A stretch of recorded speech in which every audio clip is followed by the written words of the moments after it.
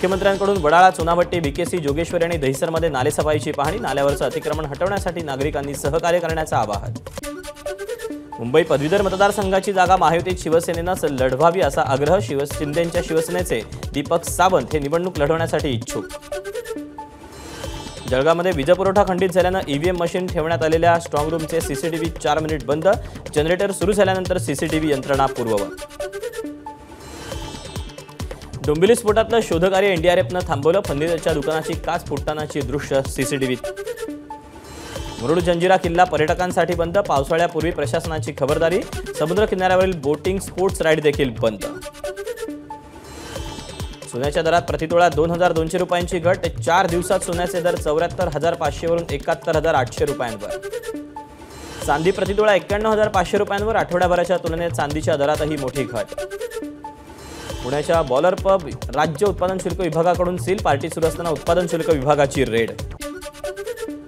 पुणे विद्यापीठात विद्यार्थिनीचा विनयभंग केल्याच्या प्रकरणी पुणे विद्यापीठ NSUI अध्यक्ष अक्षय कांबळेची काँग्रेस पक्षाकडून हकालपट्टी।